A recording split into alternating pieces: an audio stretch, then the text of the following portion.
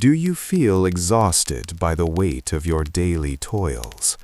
You believe you are working too much, yet the truth is far more humiliating. You are not exhausted from labor, but from the spiritual fatigue of kneeling before inferior minds.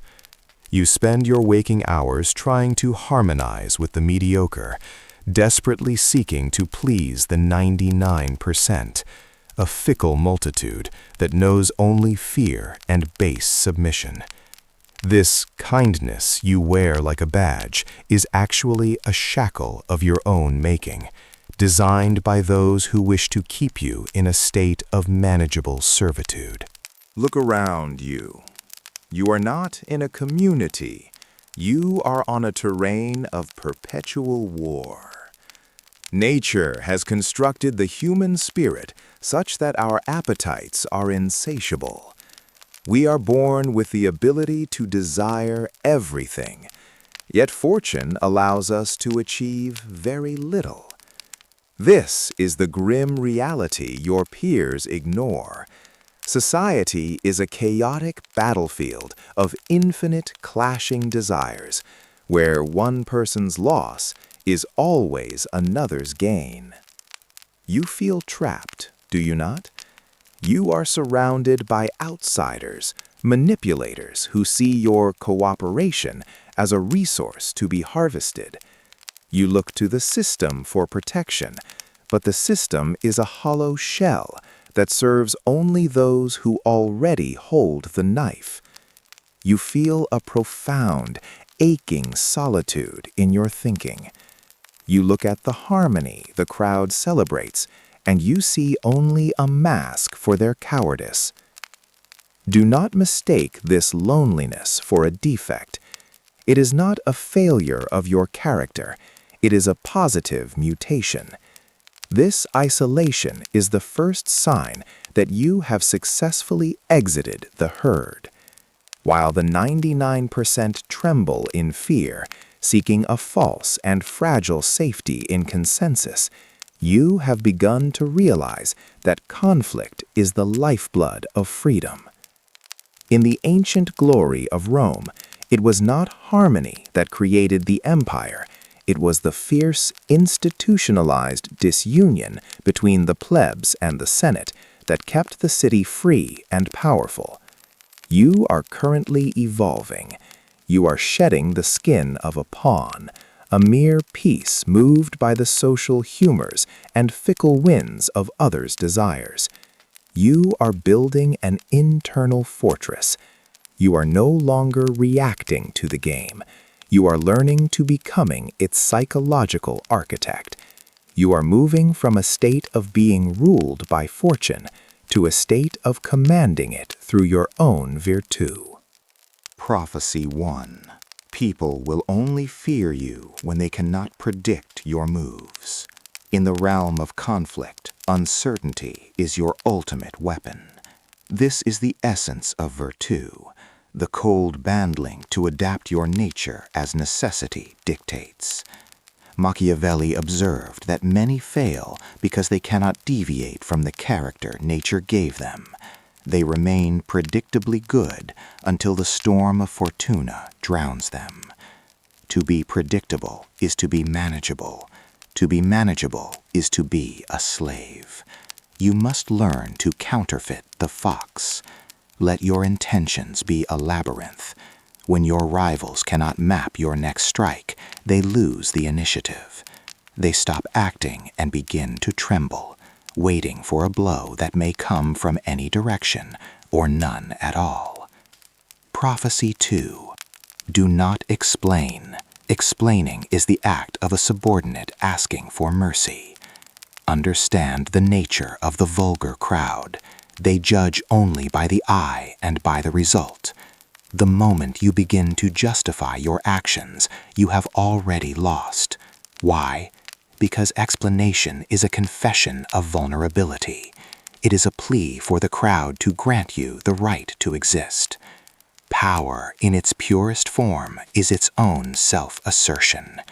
When you explain, you hand the gavel to your inferiors, inviting them to sit in judgment of your choices. A ruler must always maintain the majesty of his rank. Let your works speak with the finality of a decree. If the outcome is victory, the means will always be judged honorable by the masses. Silence is the wall that keeps the judge at bay. The fortress is built. Now we move to the strategy of the siege. Are you ready to purge the parasites? The mind is reconstructed. Now you must act as a psychological architect. I will not give you tips for social success. I give you the military engineering of the soul. Social conflict is not a fire to be extinguished. It is a current to be dammed and directed. If you seek a world without friction, you seek the graveyard. Strategic point 1. The architecture of dynamic balance. Do not be deceived by the siren song of harmony. In the ancient glory of Rome, it was not unity, but the institutionalized disunion between the Senate and the plebs that made the Republic free and powerful. You must create counterweights within your circles.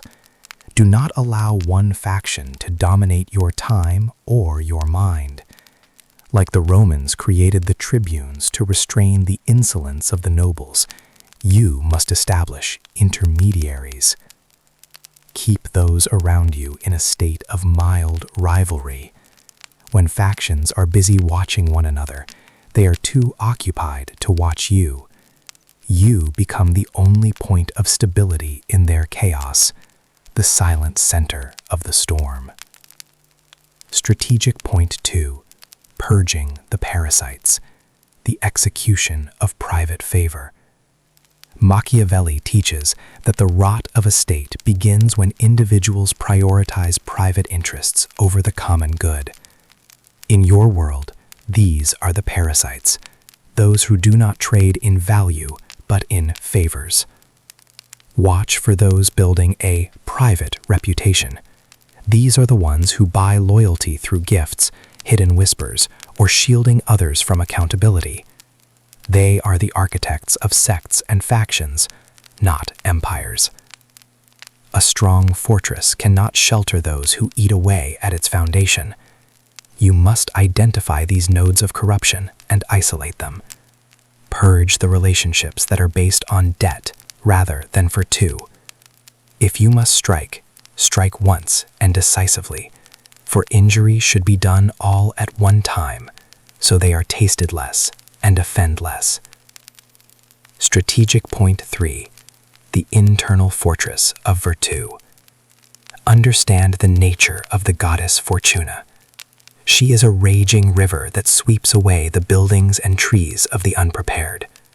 But the man of virtue builds dikes and barriers when the weather is fair. Practice flexible adaptation. Most men fail because they cannot deviate from the character nature gave them. They are cautious when the times require audacity, or kind when the terrain demands the lion.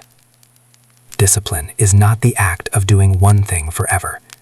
It is the cold bondage to change your nature as necessity dictates. You must learn to counterfeit the fox to recognize the snares, and the lion to terrify the wolves. To survive the storm, you must be the storm. Your internal fortress is now armed, but a fortress that only defends is a prison. You must expand, or you will decay. The terrain is set. Are you ready to issue your first decree? Our time in this sanctuary of strategy draws to a close, but your trial has only just begun.